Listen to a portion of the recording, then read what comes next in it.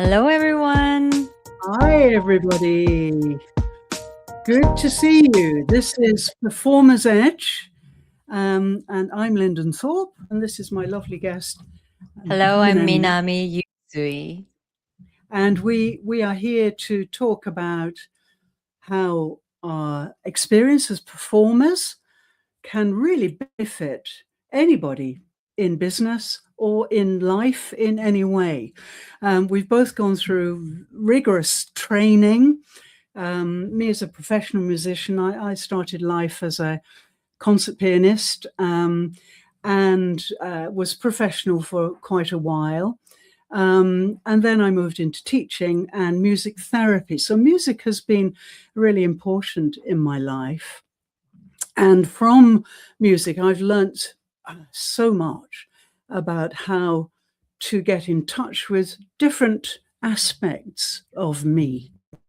And this is what we need to do when we are navigating the world and navigating the business world, especially. So we want to bring our experience and our expertise into the business sector, into the professional sector, to help people really get the best out of their work. Let me hand you over to Minami now, who will introduce herself. Hello, everyone. I'm Minami Yusui. I'm a Broadway performer, speaker, and founder of You Project. And I've spent over 20 years performing professionally on stage. I help professionals apply performing arts inspired tools to cultivate authentic communication, embodied presence, and leadership so they can elevate both their lives and businesses. And I've experienced stage fright more than I can count. So, yeah, in auditions, performances, and other high pressure moments. And which is exactly why I'm very excited to explore this topic today. Yes, we've decided on 3 topics, and the first one is stage fright. As you probably know, we're going to be appearing next week and the week after. We're doing a 3-part series, and today we're going to focus on stage fright because, I think this is one of the most terrifying things for people. And I'd like to just start off with a little definition of what stage fright is. I'm sure all of you out there, LinkedIn members, YouTubers, we're streaming live to both of those channels now. But I'm sure all of you out there have an idea what stage fright is. But until you actually experience it, it's rather theoretical, or could be theoretical. So for me, and Minami will give her definition perhaps, which might be slightly different. I'm an embodiment mentor, so I spend a lot of my time working with people to avoid burnout. Burnout is happening to so many people. And so that's my main work. So for me, stage fright is what happens when the limited mind, which is this mind between the ears, which is brilliant, by the way, but it does have its limitations. So when the limited mind tries to run the show. And here in the Performer's Edge, we're going to offer training to the nervous system and to the spirit, the human spirit. Minami and I are both passionate about the arts and how important they are. Yes. To me, art is life, and everything else is rather a delusion or a dream, you know? And in the arts, basically, we need a very sturdy nervous system, but we also need to access the human spirit, that thing that drives humanity. And I'm not talking about anything religious here. Don't be taken in by that. The human spirit is really the engine that drives the body and drives the unlimited mind, which is here. Yes. So, so yeah, stage fright is when this mind tries to take over. And really, what we have to do is make sure we've got balance between the body, the spirit, the human spirit, and the Hmm. mind. And if we do, then this mind doesn't become a threat. And indeed, it's here that we experience stage fright. It's Yeah. where it starts. Mm. Do you agree, Minami? Yes. And yes, thank you so much for everyone for joining. And you're more than welcome to comment anytime. And Thank you. also, if you have any questions, please feel free to drop in the questions. So yeah, we'll be answering as we receive them. Yes. So yes, and definitely I've experienced so many times because I have experienced hundreds and hundreds of auditions and thousands of performances. And I think it's very individual. It's not, all the same, but it definitely comes from the mind of, oh, how am I looking? Like, how am I being perceived? Do I look Mm. okay? Am I doing something silly? When we become so self-conscious and start talking and we just go out of control, right? It's like the negative talk or very harsh critic inside ourselves. And that's when we really lose control of our body. I mean, we can, I think, definitely incorporate more awareness in the daily lives as well, but especially when we are in front of people or important conversations or the presentations, performances, auditions, interviews. Yes. We completely detach ourselves from our body, that the very thing that we are inside of, but then we somehow remove ourselves. And I noticed for me, when I was at the very important audition and when I become so self-conscious, which I have other techniques I will share later how to get out of, I noticed my back, like one side will just seize, like just grip, Mm. and then it stops my breath. Then when I'm practicing in my practice room and at home, I'm fine. My breath flows and I'm singing fine and I'm excited to do that in the important audition room. But then I totally lose access to my breath and the voice doesn't come out. And also my throat just grips and then just the airflow gets Mm. blocked. And the voice that you've trained or the singing you practice is not realized, in a very important moment. And many, Yes. many years, I was very frustrated. I was blaming myself for, oh, I'm not trained enough. I'm not good enough. That made it mean more than it should have. And yes, and then, I'm grateful I've discovered that, I can actually have more healthy and kinder dialogue with myself and with my Mm. body. And that's, I think, Lyndon, you talk about embodiment, but I think that healthier relationship, right? And then the Yes. constant conversation and collaboration with ourselves is, I think, what we want to really share with everyone today. Mm, absolutely. Thank you. That's a great start. I think that I'm finding, and I've worked with a lot of actors and musicians in my career. I'm an Alexander teacher and I'm also a Feldenkrais teacher. So I've done a lot of hands-on body work. Nowadays, I don't do so much of that. I'm in Japan. And that's the other interesting thing about Minami and I, because she's in Yes, New York and I am in I'm in New Japan. York. And I've been in New York almost 20 years, and Lyndon has been in New York, I mean, Japan for, 20 years. yes. Yeah, I've been here 20 years. So it's really extraordinary that we've collaborated and we are Hmm. kind of exchanging our lives almost in a strange sort of way. But yeah, so I don't do so much hands-on work these days, but I do a lot of work through the internet. And one of the things which I do work on a lot is the breath. Um, so you mentioned this gripping and the, Uh-huh. the the feeling that your back is Right. kind of frozen. So Hmm. a really fundamental thing, I think, that it may be useful for everybody is to understand that if you breathe from your diaphragm, which is the dome of muscle below your rib cage, The bottom then up your yes, rib I'll cage. put some diagrams in this later so we can Ah. remind people what the diaphragm is. But it's yes, it moves up and it moves down as you breathe in and out. But basically, if you're not using that, then it's pushing up and it's making the cavity of your chest much, much smaller. And so that's very possibly why you get a kind of frozen back, or you used to get a frozen back.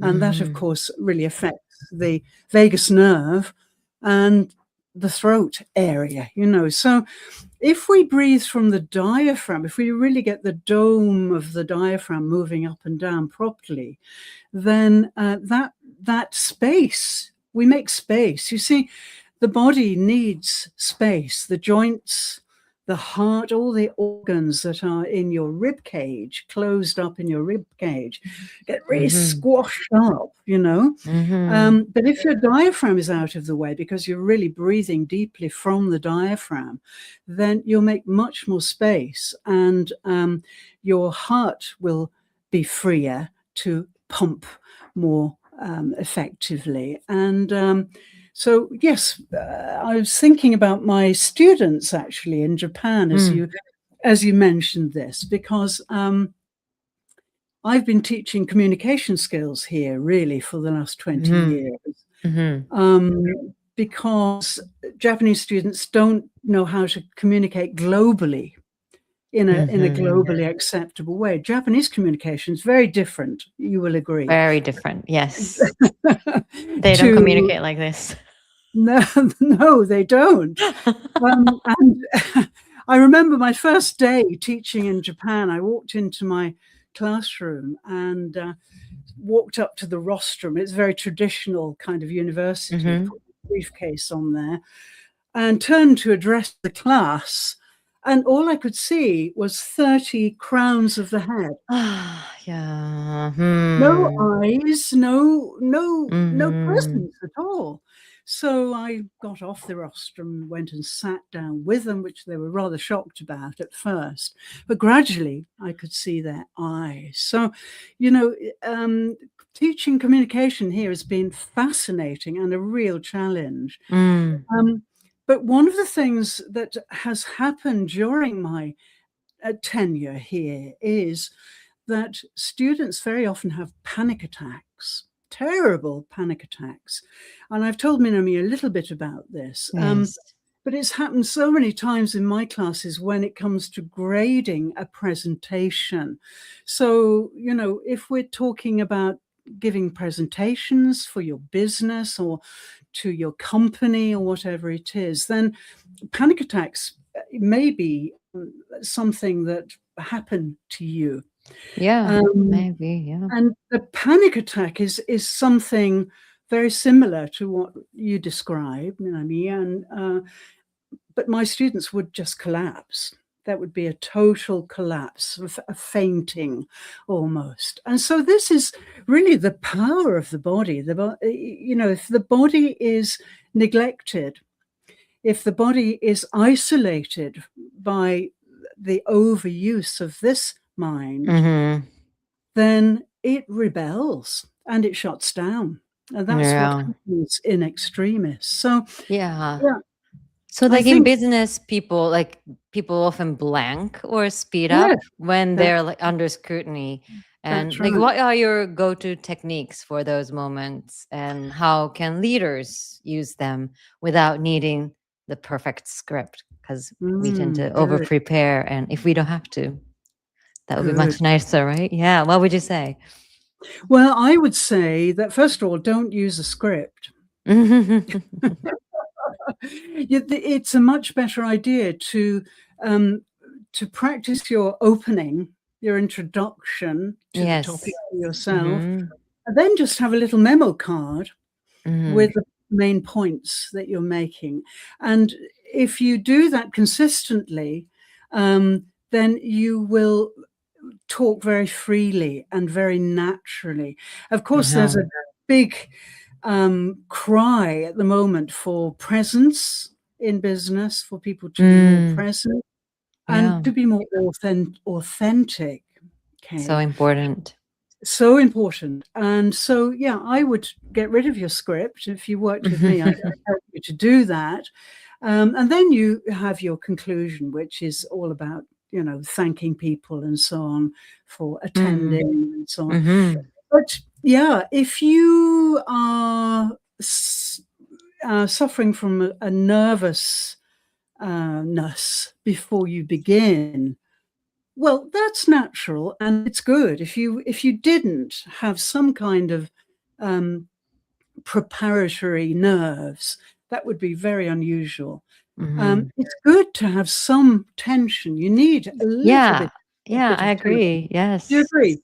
Yes, If you because just, it's energy. yeah, that's right. If you're Energy just manifesting as negative things, or it can be something that's propelling you and actually supporting you and to the next level, that more heightened version. good, And yeah, I absolutely. agree. It can be a fuel, right? Yes, absolutely.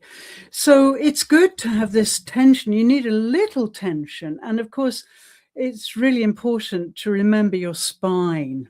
Yeah, this is Yes. really, people forget about the importance of the spine.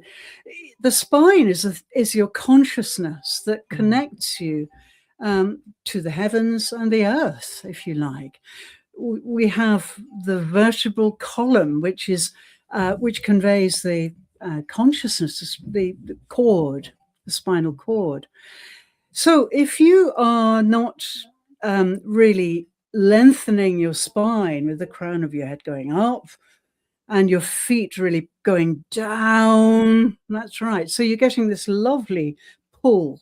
So of course we've got Mhm. gravity. We can use gravity. Mhm. Gravity Yeah, always there to support will us. take you right down, yeah, Yeah. right down into your feet, right down Mhm. into the base of your spine.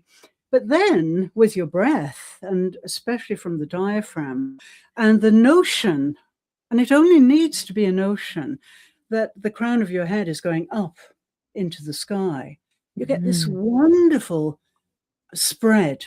It's not stretching, it's feeling. This is very much Alexander technique. It's Mhm. non-doing. So just close your eyes and imagine the crown of your head going upwards into a beautiful blue sky.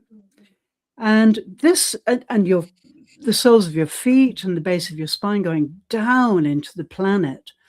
And then the diaphragm has more space. It will work more easily if you've got a vertical spine. Um, and if you're really using your mind to create that vertical feeling. So, Mhm. yeah, I would say that if you are very nervous about speaking in public, first thing to work on is your spine and Mhm. this sense of, um, naturally lengthening. I do a lot of work with non-doing thoughts.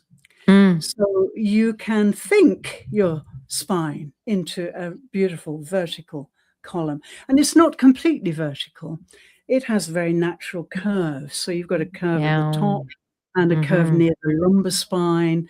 And so if you've got this very lovely felt length, Yeah. really feel the length as if you have a book on the top of your head. And that's quite a good thing to do as Yeah, well.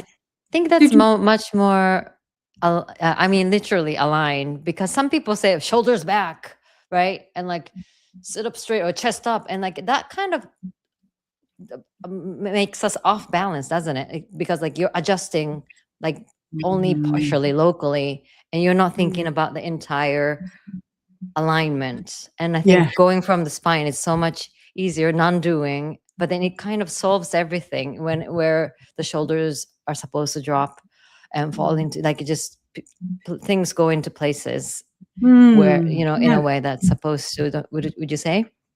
Yes, I would.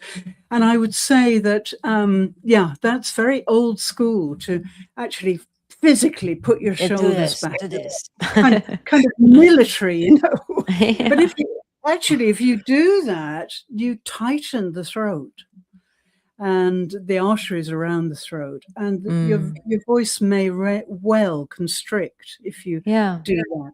So, yeah, the whole idea of your spine being your central axis is a thought that you can have anytime during the day. And I really encourage my clients and students to, Mm. whenever they have a spare moment, to just think about the length of their spine. And that thought will make it happen more and more and more. And it will Mm-hmm. become more and more natural to have this emanation of your spine. The other thing about the spine is that if it's really, really naturally vertical, Mm-hmm. you are really magnetic. Yeah, So literally. that's the presence we were talking about. Yes, that's what we Mm-hmm. need. We need presence.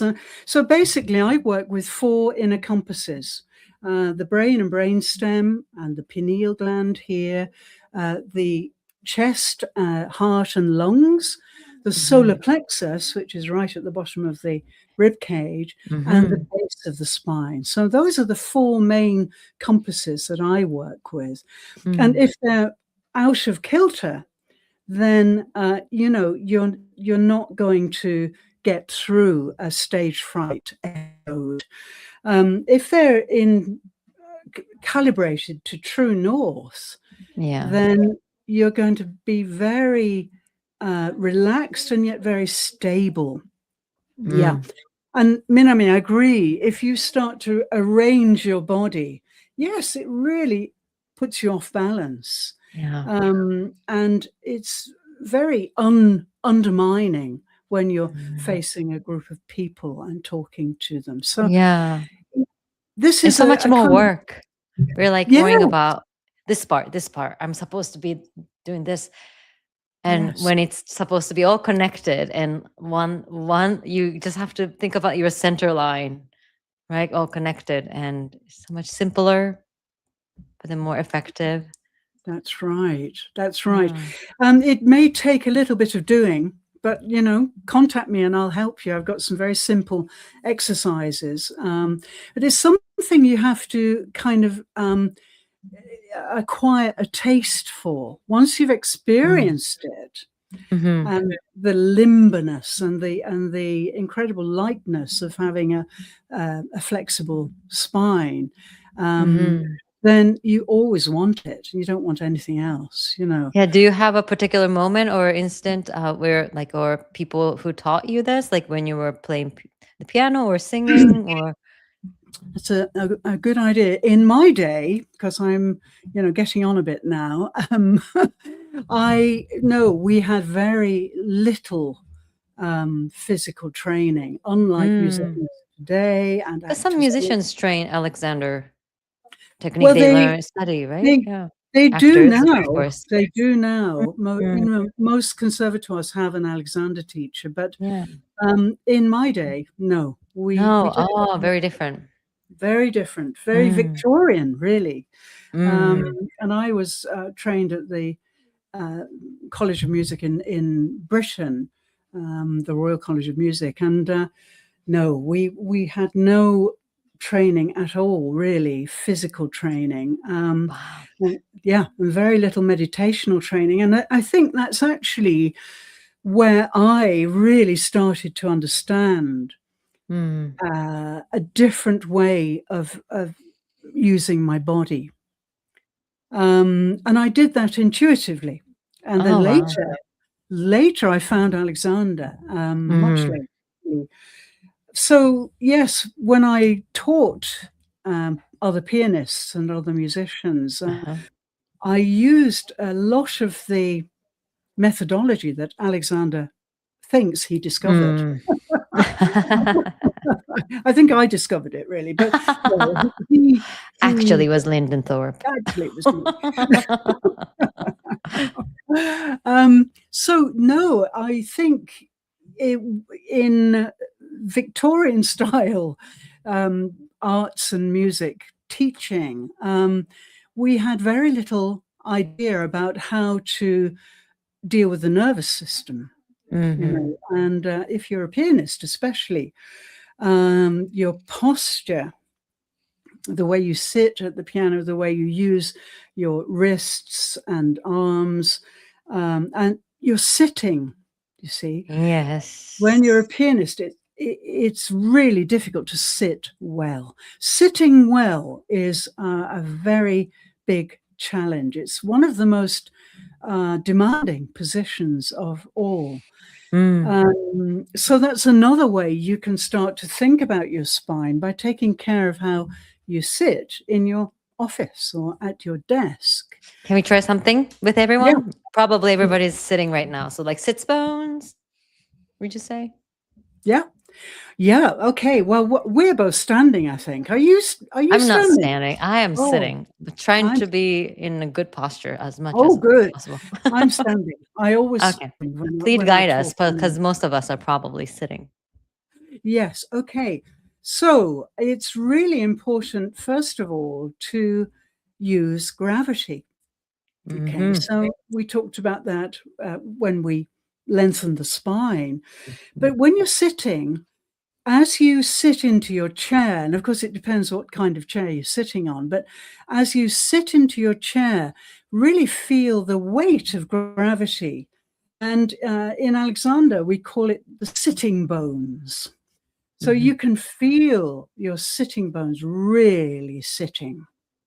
And actually, as an Alexander trainee, I spent 3 years learning how to sit in and out of a chair. That's the Mm, main training. So we mm, go in and out of a chair over and over again until we get it right. You probably mm. know about this. Anyway, so yeah, if you really feel gravity, let gravity hold you into your chair. Can you And sits feel bones, that? sitting bones are the pelvis, and there's like a pointy two parts, right? When you like parts, Yes. you the Yes. parts that will have contact with the chair Yes, the parts that have contact with support. your chair. Yeah. And of course, you have lots of muscle there, probably as well. But if you imagine your sitting bones as going down into your chair, okay, and gravity will really help you to feel that. So feel a real heaviness in the base of your spine and feel the weight on your chair, okay? And once you've got that, you then follow up by checking your feet. Now, if you watch people sitting at chairs, they do all sorts of things with their feet, Mm-hmm. twisting them. But Right. the best way, if you want a sustained performance when you're sitting, if you want a sustained work time, flat on the floor. So if you can put your Mm-hmm. feet really flat on the floor. Now, if you are really focusing on the weight that gravity is allowing you to let go of, okay, so we can use gravity to great advantage, then Mm-hmm. really feel that heaviness in your sitting bones and in your feet. Okay. And once you've got that wonderful weight, that feeling of weight, and you've let go of all of the muscles that you're using to hold yourself up. Yeah. Don't resist. Just let those muscles soften and really sit heavily. Okay. So Mm-hmm. once you've got that, the rest is easy as pie, because Yeah. then you just use the power of your mind, your laser mind, to imagine the crown of your head going up into the blue sky. So there you have this wonderful, stable Mm-hmm. sitting position, but you also have this beautiful length on your spine, and your arms can feel so free. And it's good to move your arms around. Yeah, that's right. Move your Is arms around. everybody trying? If please, yeah, let us know in the comments if you're sitting and feeling this. Yes, please tell us. Please tell us. And if you watch the replay, if you can't be with us at the moment because it's Yes. New Year's Eve, then Comments too, please. yes, comment anytime. Okay, even later, even But this is next a year. great way to prepare for people who tend to get very nervous for their presentation, or we tend to have Mm, meetings online as well, right? And even before we go on stage, we tend to be sitting in a chair in a waiting room, and this is something we can do to prepare ourselves, to really ground absolutely. ourselves. Yes, Yeah. So thanks and so much for so. sharing. Yeah. Oh, my pleasure. One more little thing you can try. Once you're really sitting, then it's a really good thing to just move backwards and forwards a little bit and find your point of balance. And that's different for everybody. Mm-hmm. But if you just move a little bit forward, a little bit back, you'll find a place where you feel really comfortable. Did you find it, Minami? Mm-hmm. I think Found your so. balance?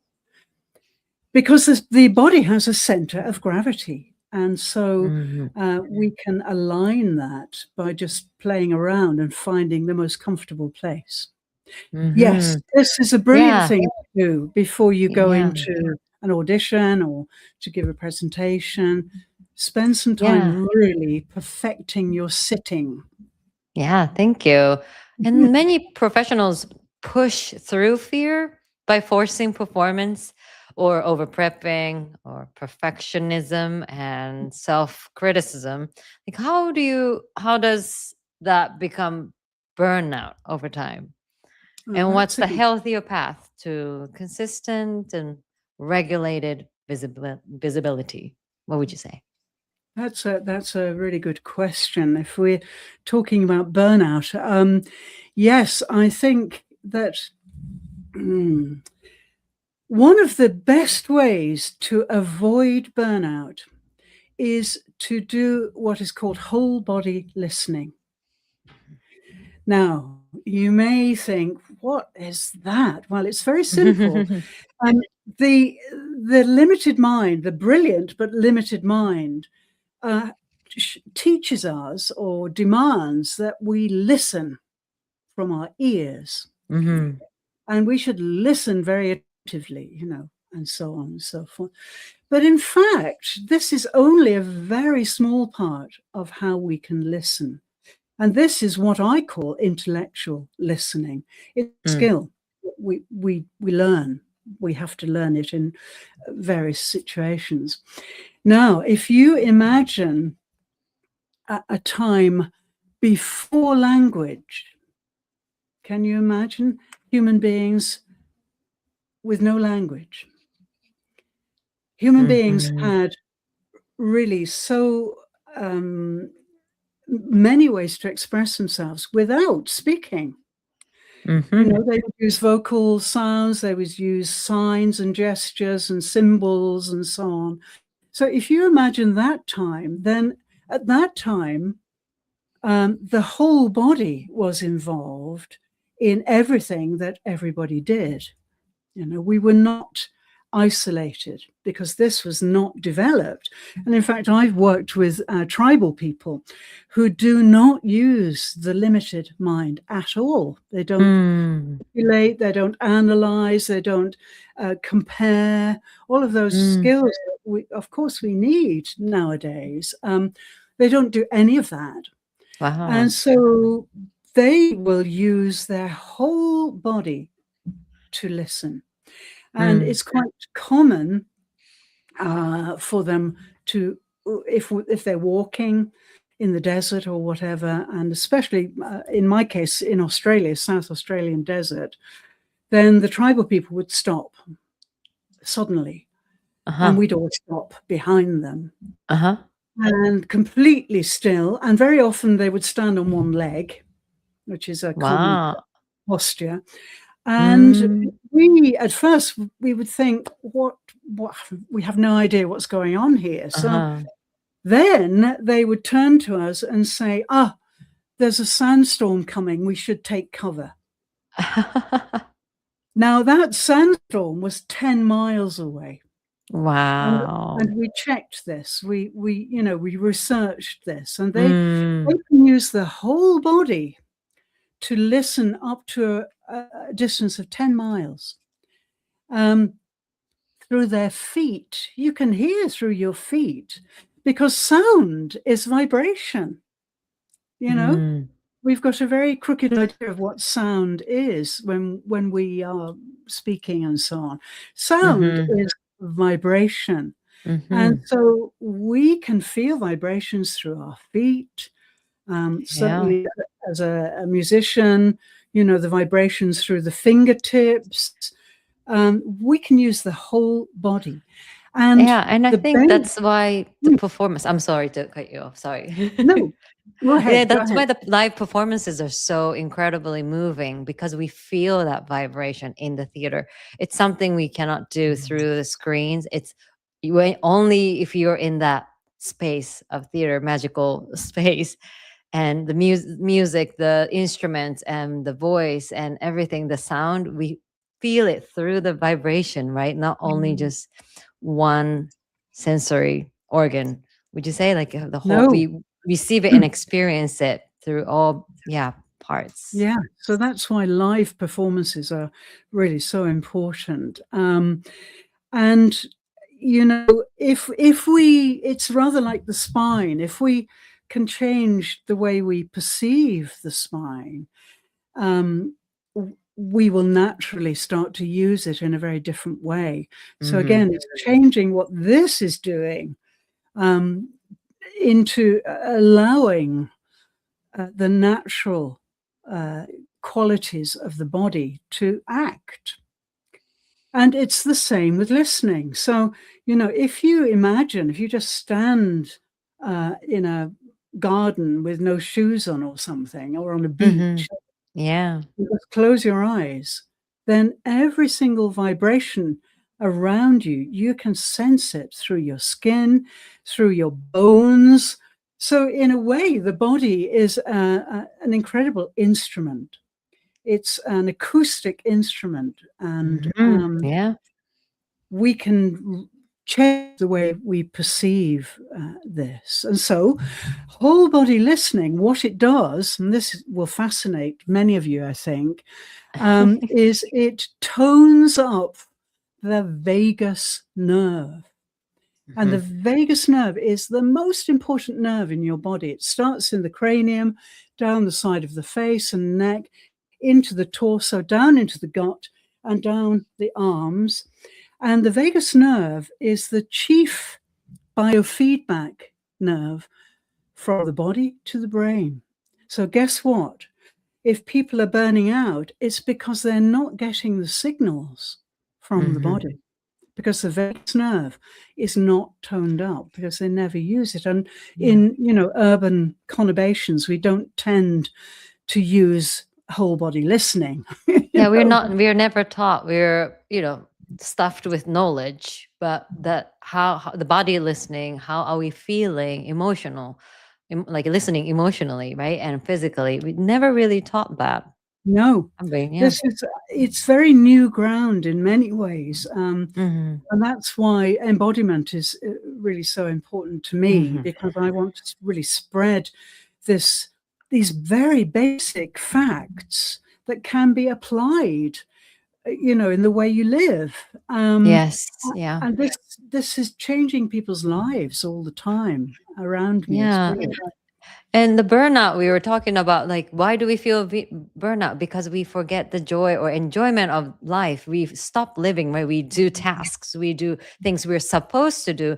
But as human being, we're emotional being, we're emotional creatures, and we have to feel some sort of, we are all constantly feeling, but we are numbing that part. And of course, that gap creates, like, we eventually that will cause burnout, right? And Yeah, we yeah, that's why I think performing arts is so so so powerful, because it's we are expressing our heart and emotion through our body, using our body, right? Either whether it's singing, using our body as instruments, or playing instruments, or uh, through text, the theater, speaking the story, and dancing is moving our body. It's all expressing our human emotions that we all have and Mm. expressing through our bodies. And that's why it's so powerful and feels fulfilling, because we are living fully as human beings. And I feel like that can and the tools that we are sharing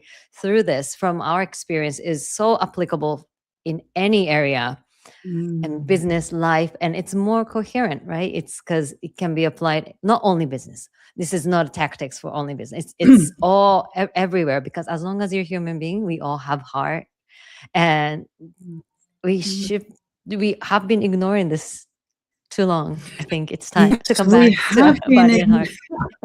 absolutely. We've been ignoring so much for so long because of the dominance of the intellect and the development of the limited brain, the limited Mm, mind.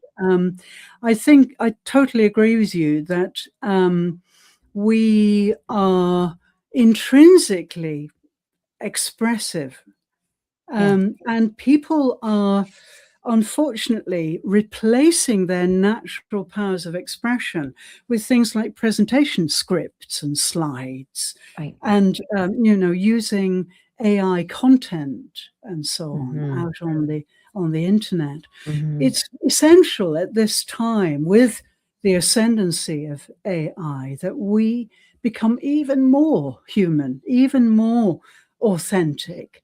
Yeah. um, and excuse me, and I think um, this is the next phase for me. I feel as if so many people are dropping by the wayside because they're trying to live from this Yeah. wonderful Hmm. machine instead of, as you say, getting out there and using their Through our bodies, body. yeah, breathing properly, and just really being human. It was never meant for us to live from here.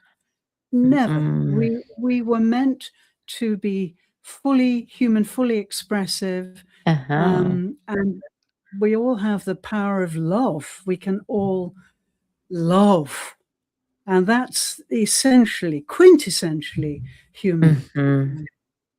So, Yeah. Minami, tell us a Yes. little bit more about your tricks to overcome stage Yes. fright. Yeah. So I always think about yeah, because I promised to share this earlier. Yeah. In auditions, I get a lot of not only auditions, but I get a lot of questions. I mean, like I get really nervous on stage or when I perform. I love performing, but when I'm in front of people, I freeze. Or auditions, I can't perform as well as I prepare or practice. And like, how can I solve this? Like, how can I get better? And my question is, when you're on stage or when you're in front of people in those moments, what are you focusing on? Are you focusing on yourself, how you look, how you're being perceived? Or if you're singing a song, are you living that song? Are you, for me, that's what I actually learned in school, acting school. And let's say we usually get 30 seconds, or we get to sing only 16 bars, which is probably happy birthday. Not even, we don't get to sing the whole song of a happy birthday. It's very short, but we, instead of, oh, how am I sounding, how am I hitting that note, or how do I look, it's about immersing ourselves in that story. So let's say if it was about confessing love to somebody, are we actually communicating? Are we actually connecting to that person you are talking to? And am I delivering what I meant to share? Am I Mm. putting 100%, 1,000% of my attention to that, instead of how are the auditionee, no auditionee, the auditioners are Mm. thinking of me, Mm. which Mm. has nothing to do with the material you are working on. Our Absolutely. attention should be 100% in that story and the person you're talking to. So that can be translated into any situations, in the nervous conversations or presentations. Instead of how am I looking, or how do they think I look or doing, how am I doing, am I actually the material I want to present, or the message I want to share, or if the deal you want to get, or the approval you want to get for this project, am I actually focusing 100% of my energy and attention into sharing and explaining and communicating the worth of the why, how valuable this project is, or the things I'm presenting is, then you're taking the mind off of you, and it's about them, it's about the audience, it's about the person you're talking to, it's about the, it becomes, yeah, it becomes so much more important to serve. Right, we talk about this, Yes. yeah, Lynn. It's, Yes. if it's self-serving, and it's very, when you're becoming so self-conscious, it's about you, you're making it about yourself, but it's actually, this is act of service, and you're actually serving the person you're talking to and people you're Great talking to. point. Then you can suddenly have this passion or energy or the ideas, because you want to share this, it's not about you. And I think that's anywhere, yeah, song performances, presentation, intimate conversation, everything. It just takes off so much pressure and makes the work so much more fun, and the conversation or the performance itself.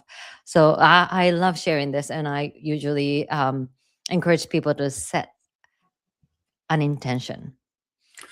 So Yeah. then Not it's like yeah, so like, hope this performance goes well, hope I will look good. Instead of that, am I actually sending, let's say, love, or am I sending the, yeah, the sharing this message will serve people, I know this, then I'm gonna do that. Or by singing this song, somebody will maybe feel a little more healed, or relieved. Then that's the work you're gonna focus on, and that's gonna take so much pressure off of us. Yes. That's absolutely it. And I also I really found that out for myself when I was performing.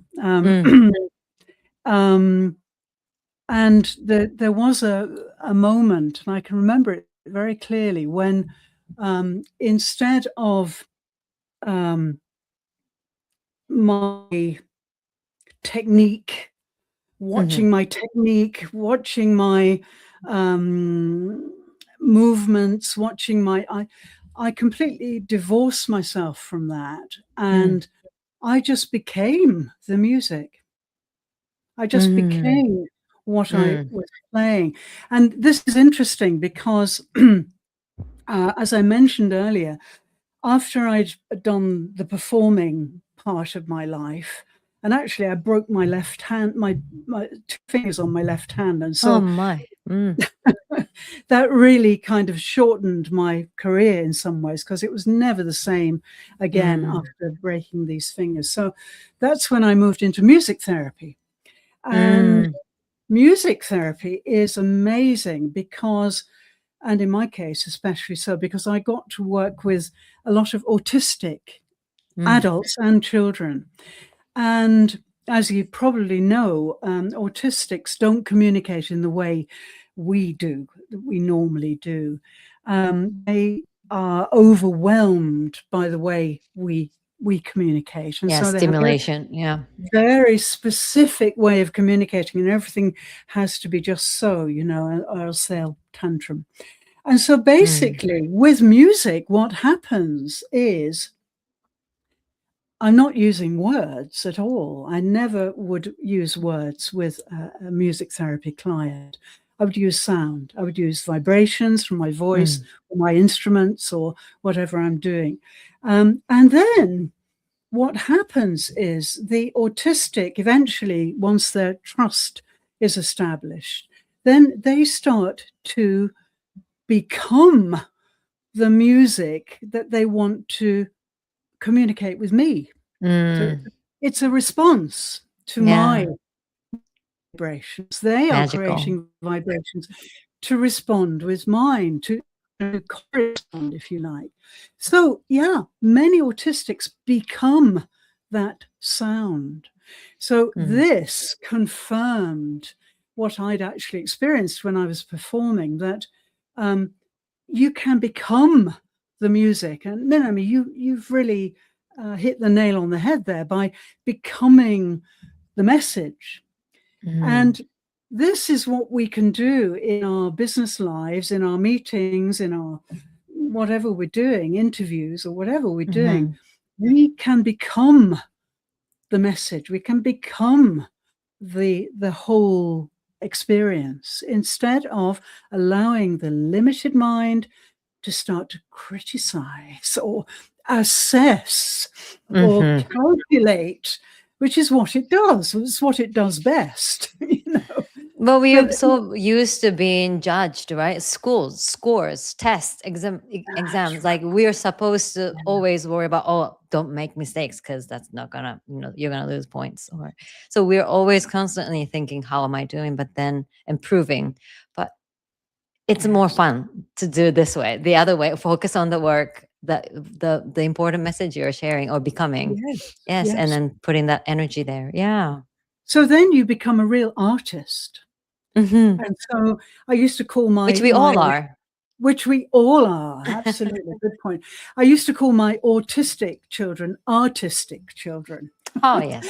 because they were so artistic, because they became their Mhm. passion, their emotions, their vibrations. They just became that, engaged, utterly engaged. I think Mm. that's a good word Mhm. for your interviews and your meetings. You need to fully engage Mhm.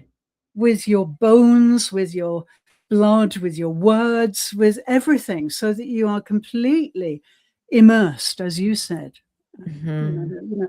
You're completely immersed in the. Yeah, I think that immerse is great, and engagement is also important, and commitment, right? Where we committing ourselves to looking good, or committing to this relationship with we have with the audience or the person you're talking to, then it becomes such a different game.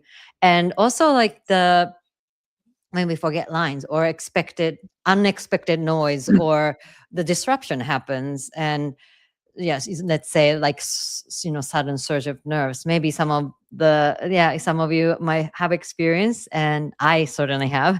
And what do Mm, I do in the moments to recover is that when we are so caught up with perfect script that you made, and the perfect, like you're supposed to say every single word perfectly, then one forgotten word can trip you, right? Like can disrupt the entire speech. But if you know your intention for the entire presentation, or the bigger picture you have, that the message or your purpose and the relationship, even you forget a few words here mm, and there, or things you were going to say here and there, you are there, you're present, literally you're present, and you're yeah, engaged, so you know what to do because you have this purpose, like bigger purpose, to lead you, instead of I'm supposed to say this word, and after this I'm yeah, supposed to say yeah, this word. And yeah, it becomes such a greater mission to just experience with the other. It becomes the collaboration, instead of how am I looking, am I saying this word perfectly, how am I yes. The so two much more don't compare, enjoyable. do they? It's a completely different world if you Yeah. have closed down all the critical stuff and you're really Yeah. utterly engaged. And I think this leads us now, doesn't it? I think to the notion of rehearsal, Mm. because many people ask me, should I, how should I rehearse for a big TED talk or a big meeting, a big deal closing or whatever? How shall I rehearse? Well, of course, um, it's good to prepare, but if you over rehearse, then you become a robot. Mm. You know, you are clinging to the words, Yeah. and you are therefore cutting off your natural expression. So, as we Hmm. mentioned at the beginning, I think it's much better to use a memo and to realize that each time you talk or each time you give this presentation, it's going to be different because you're Hmm. going to inject your uniqueness, your mood, your um, present ambience into Hmm. what you're saying. It can never Totally. be a robot Yeah, thing, and I you think know. that brings us back to your whole first spine talk and awareness, and how we practice sitting on a chair, because we're connecting with our body. And what's important is, I think we have, if you're practicing anything, I think committing to that moment, being present, is also a practice, because we're so used to getting distracted and doing the to-do list or worrying about unnecessary thoughts. And Mm.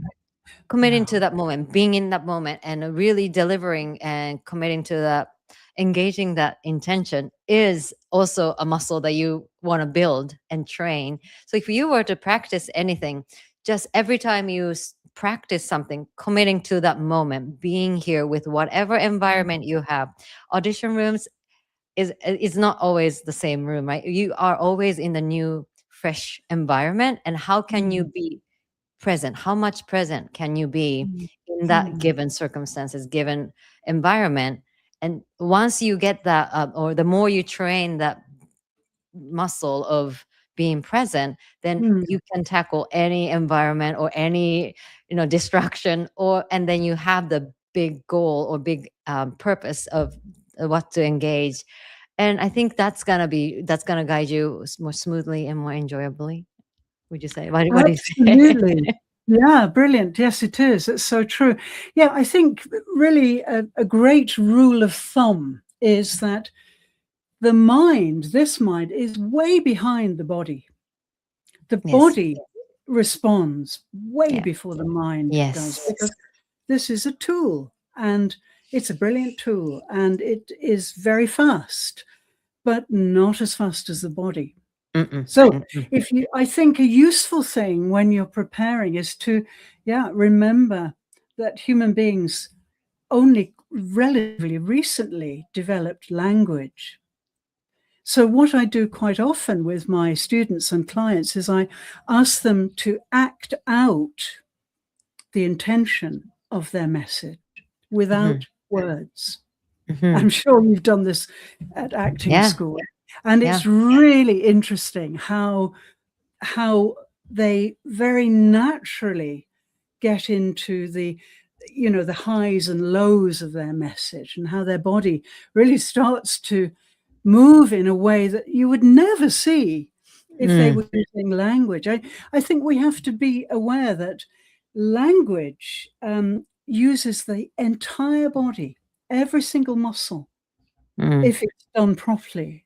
And if the vibrations of the vocal sounds you're making are really going down into your feet, you're feeling the vocal vibrations through every single word you say, then, Mhm. yeah, the whole body is involved in Yeah. the act of speaking. Um, Mhm. And which we so, can talk in the third episode, which is about language. And yes, we're almost time, but we are next time we're going to talk about performance too. Like, we are going to dive into what performance really means in living and leading. So I can't wait to really even like dive deeper with this. Yeah, into this. really, really get into that. I think it's great. I'd Yeah. just like to acknowledge we've got a couple of comments here. Thank you so much, My everyone. my favorite King is here. King is with me often. He comes to nearly Oh, everything I do, and he's saying Happy New Year. Happy New Year And indeed. yes, and Sadia Saeed is saying Miss Minami is explaining very well. Amazing. Thank you so So much. great. Yeah, I'm so excited to. I hope, yeah, you had something to take away, and like some, yeah, good takeaways that you can apply starting today and in your new year. And if you have any questions, please, yeah, feel free to comment, and or if you're watching the replay, yeah, please let us know your, Yes, yeah, reflections or aha moments or discovery in the comments. We'd love to hear from you. we would. And please don't be afraid to get in touch with us personally. I'll make sure our LinkedIn profiles and any other contact details are, And YouTube channel, yes. YouTube channels. We both have YouTube channels. So, get in touch. Just say hello. And we hope that you'll come back next week, Mm-hmm. because we're going to be, as Minami said, we're going to be talking about performance in general. Mm-hmm. And I think this is really important, because many people are reacting to the idea that we shouldn't be performing. We're getting a bit of a misunderstanding here. Yes. We shouldn't be performing because it's something false, if you like. But in fact, we should be performing from our authentic self using performance techniques. So we're going to demystify We're going to the word. demystify performance and Yes.